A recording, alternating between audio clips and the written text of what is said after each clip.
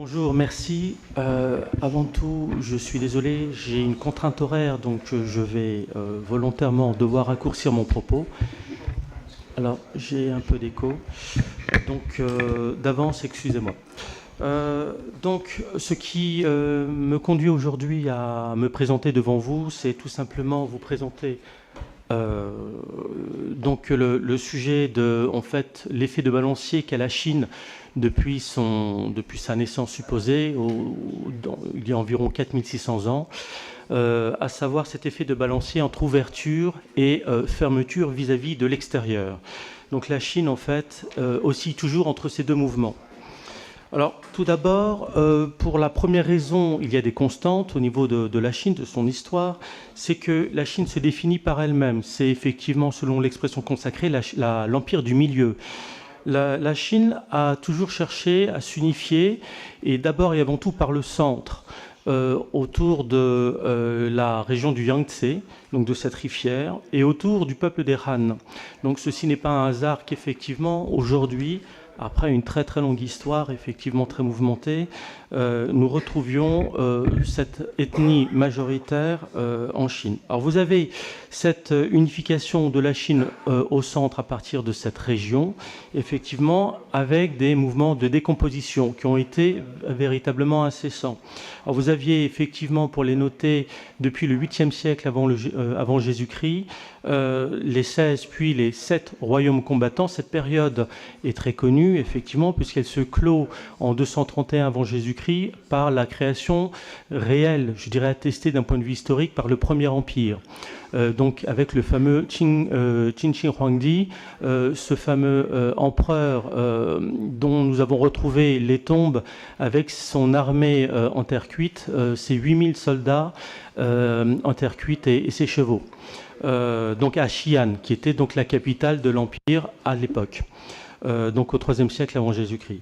Le premier empire mythique ou mythologique lui-même est daté de 2700, 2400, 2300 avant Jésus-Christ. C'est la fameuse période des 3 Augustes et des 5 empereurs. Donc de mémoire, et avec mon chinois et mon accent chinois, je crois que on appelle cette période la période de San Huangdi, donc les 3 Augustes et les 5 empereurs. Donc la Chine, à partir de ce milieu, de cette unification, s'est effectivement étendue. Elle s'est étendue dans toutes les directions, sauf à l'est bien sûr, puisqu'elle est bordée par un océan. Elle s'est étendue au sud, d'abord et avant tout, au sud du Yangtze, justement, au Vietnam, donc dès la période des Han, effectivement au IIIe siècle, en 220 avant Jésus-Christ jusqu'à plus de 120, donc déjà avec une occupation ou une présence du moins pendant 4 siècles, qui s'est éclipsée, qui a reprise d'ailleurs sous la période des Tang jusqu'au IXe siècle après Jésus-Christ, de façon plus précise du 7e siècle au 9e siècle après Jésus-Christ. Et donc vous avez cette composition ou recomposition du monde chinois à travers cet espace, puisque la Chine, moi je ne parle pas de colonisation, mais a véritablement intégré cette période, cette zone dite Indochine, en apportant effectivement le système d'écriture, le système administratif du mandarinat, et puis même son agriculture à travers ses rizières, cette façon, cette matière première, cette nourriture première, et donc cette culture du riz. Tout ça, c'est l'apport chinois.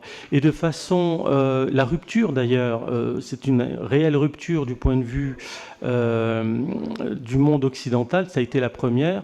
L'Indochine, enfin le Vietnam pour être plus précis, a cessé d'écrire en chinois avec l'arrivée des Français à la fin du 19e siècle. Ce qui leur pose d'ailleurs, d'un point de vue historique, un certain problème, parce que lorsqu'il y a des fouilles ou lorsqu'ils viennent contempler leurs anciens temples, eh bien les inscriptions sont écrites en chinois, ils ne les comprennent plus. Ils sont passés à l'écriture latine et ils ne comprennent plus, ils se sont coupés de leurs racines. Donc la Chine s'est toujours donc étendue effectivement et a intégré les dynasties étrangères.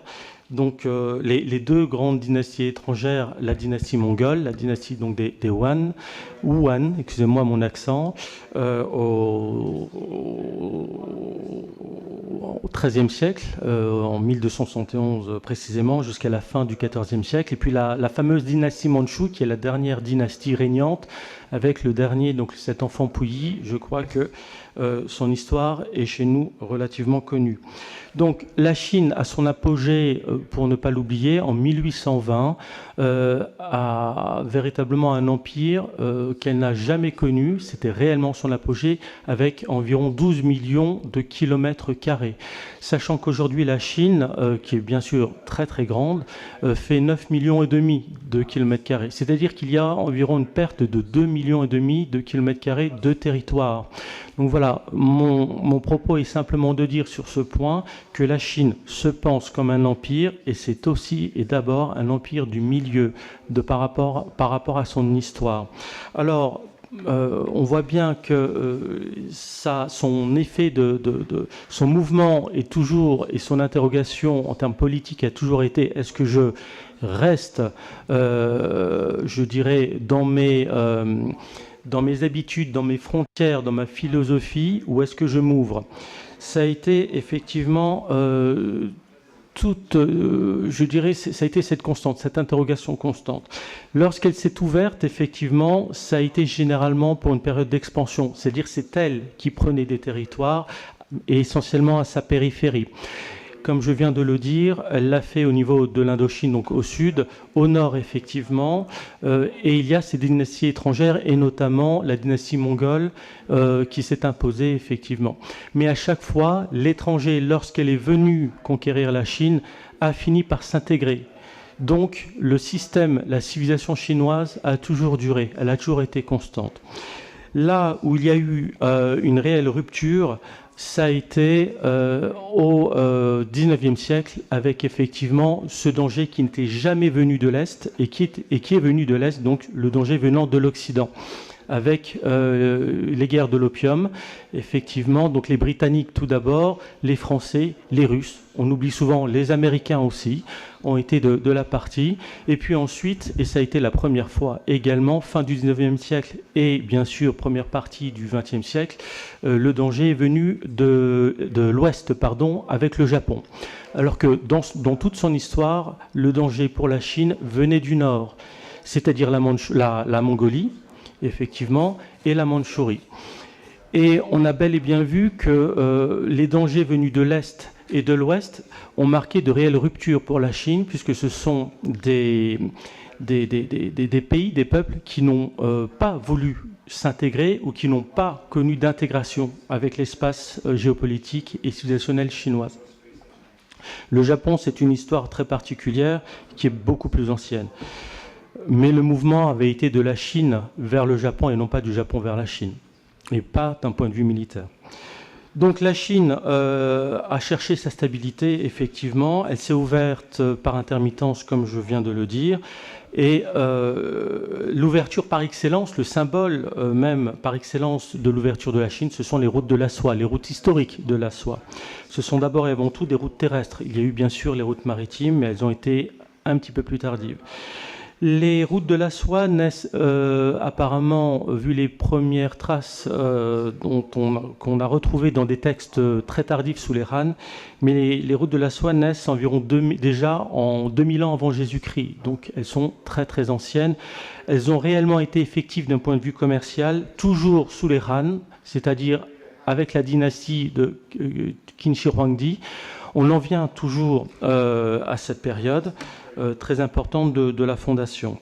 Il y a eu cette route de la soie a connu son apogée sous les Tang, c'est-à-dire du 7e au 9e siècle après Jésus-Christ, et a connu progressivement un déclin, et ceci à partir de la fin du 14e siècle après Jésus-Christ, avec la fin de la Pax Mongolica. Alors la Pax Mongolica, la paix mongole, c'est effectivement cette dynastie mongole qui a régné en Chine, les Yuan, jusqu'en 1368. Alors il y a d'autres éléments qui expliquent effectivement la fin programmée, je dirais, des routes de la soie. Il y a eu les guerres turco-byzantines, effectivement, qui ont mis fin à cet espace géopolitique de stabilité en Asie centrale et au Moyen et Proche-Orient.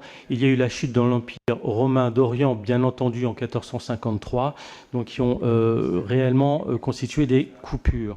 Alors, juste pour dire que ces routes de la soie, qui ont quand même duré de 220 environ avant Jésus-Christ jusqu'au XIVe siècle, voire XVe siècle, ont constitué pour les Chinois la première phase, on peut le dire de cette façon-là, un premier processus de mondialisation. Alors j'aimerais pouvoir terminer sur ce point-là.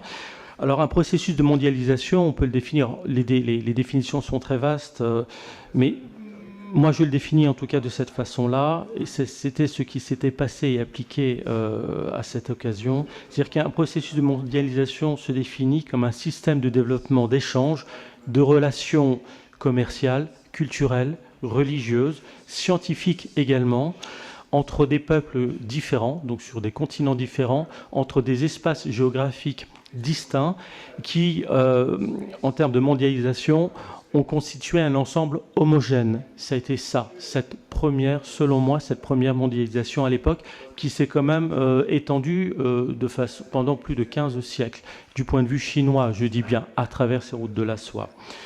Voilà, c'était mon propos, j'ai été très très vite, j'en suis désolé.